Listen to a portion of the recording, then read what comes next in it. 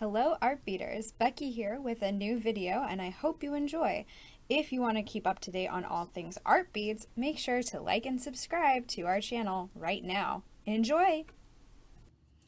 Hello art beaters, I'm Becky and we've got a brand new video today. I hope you're excited because we've got lots of beautiful jewelry to take a look at today, so I hope that you can join me for what's sure to be some really inspiring jewelry and new items here at artbeads.com. So if you're new here, artbeads.com, we have all kinds of jewelry making supplies and instructions, free tutorials, all kinds of inspiration for making your own handmade jewelry. And today I'm going to be diving into some specifics.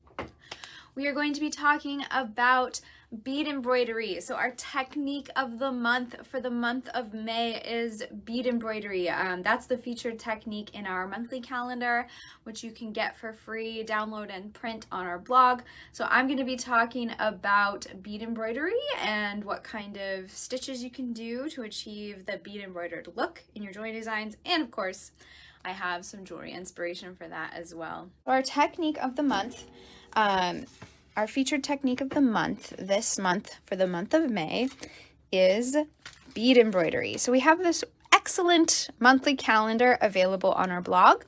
I've got a link to it in the video description. And each month has a different featured technique, and this month's is bead embroidery. We love bead embroidery here, and I just put out a wonderful blog post all about bead embroidery stitches, what to get started with on bead embroidery, and some jewelry inspiration that will help you with this technique. And so I've got a link to that in the video description as well. So bead embroidery is a really beautiful technique. And what you need to get started with that technique is some beading foundation. So you can use, this is Beadsmith beading foundation. It's like a stiff felt. You can also use ultra suede. I think Lacy Stiff Stuff is a nice beading foundation. Really nice. So wonderful. This is what you would get started with. And then typically you would choose a focal piece for your bead embroidery. So you could choose something like a cabochon. Check glass buttons make really nice focals for bead embroidery. Our Russian artist hand painted beads are really nice focals for bead embroidery. And then once you have your focal chosen, you would glue it onto your bead backing or your beading foundation. Now with a button, you might even be able to just stitch it on if you're afraid of glue. But with a cabochon, you're definitely going to want to glue it. And you can even use pendants. This is actually a pendant. You can see it has a hole here, but it's flat like a cabochon. So that gives you a lot of options too. So once you've got your focal glued down, you're going to need seed beads and other beads, beading needles, and thread, so you can achieve those bead embroidery techniques. And then you're going to use those techniques to add your beads around your focal. And there's quite a few different techniques when it comes to bead embroidery, and I have some jewelry examples to show you. So one of the basic bead embroidery techniques is the 2 seed bead back stitch. So that's what's going on here. It's just a little back stitch where you add 2 seed beads or other types of beads. These are fire polished beads here. So you're adding them 2 at a time in a little back stitch. And what's great about this stitch is it makes it easy to shape them in any direction you want. So you can see that this is a fancy stone that is shaped and designed to look like an eye. And so the back stitch, it was easy to follow that curvature of the stone. Really, really nice. And we have, head to that blog post that I have, the guide to seed bead embroidery, because we have step-by-step tutorials for all of these techniques. I've got them all compiled together in a list, so it's easy for you to learn and find them all. So you're definitely going to want to bookmark that page. So this is all just rows and rows of that 2 seed bead backstitch. Another thing that you can use to build on the 2 seed bead backstitch is on that first row of your 2 seed bead backstitch, you can do a peyote bezel.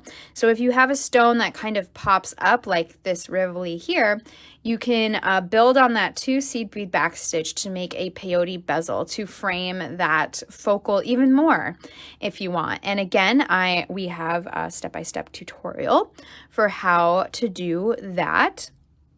So then you're gonna do that. You're gonna do your 2 seed bead backstitch, however many rows you want, and maybe it's gonna be a little more free form. This one is a very cool shape, and this one has bugle beads, so you can see how that kind of changes the look of the stitch. It's even got some fringe. So let's say you've got all of your peyote bezels, your 2 seed bead backstitch done.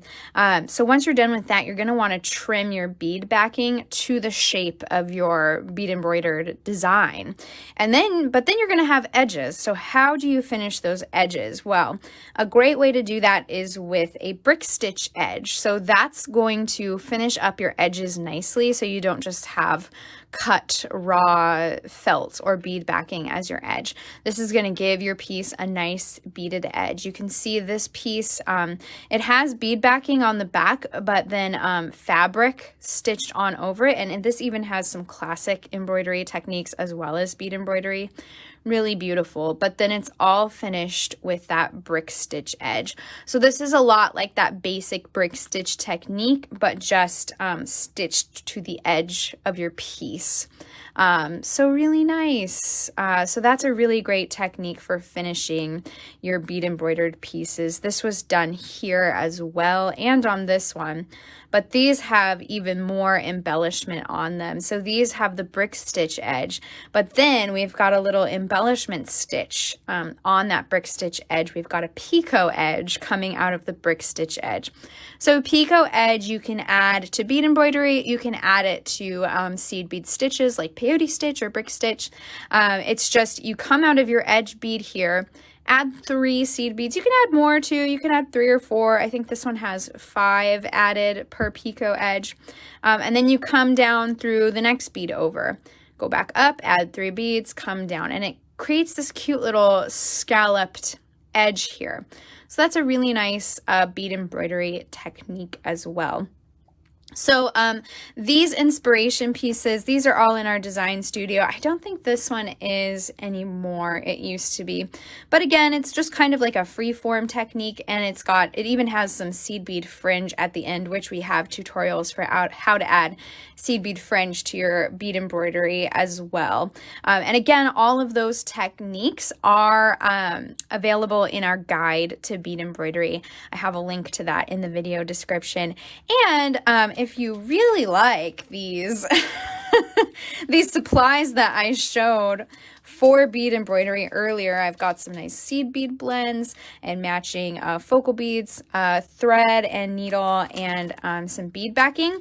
This is all in our Technique of the Month giveaway, which just started today. I've got a link to the giveaway in our video description. So you could win these bead embroidery supplies. So make sure to enter that giveaway, because this is a really great little starter pack here for bead embroidery. And we do have a really great live episode of Art Beads Cafe where Sherry and Cynthia kind of go through some of these bead embroidery techniques, so you won't want to miss that. So that's a little intro into bead embroidery to kind of get your interest, get you inspired. And as you can see, there's all kinds of ways you can take it.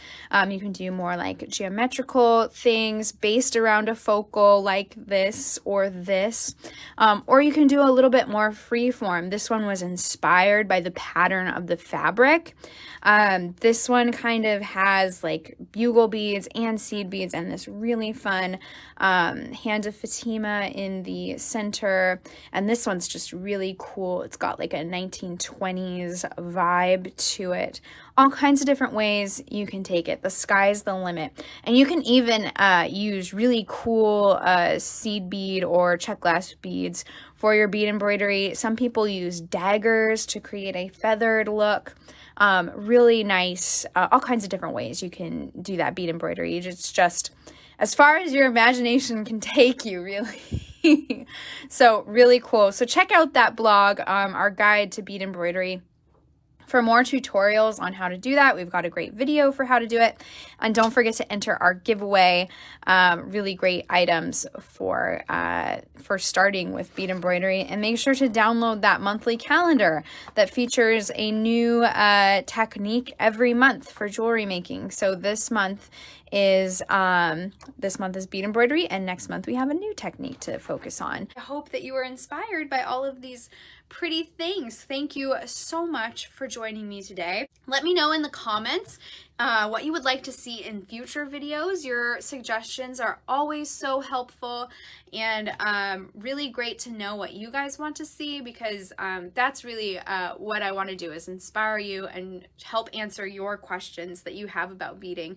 So if you have any suggestions, any ideas, any questions, let me know and I will try to incorporate them. And don't forget to leave a like and leave a comment on this video. So make sure to hit all those links in the video description. There's all kinds of great tutorials and even more info on our website, artbeads.com. So don't miss those.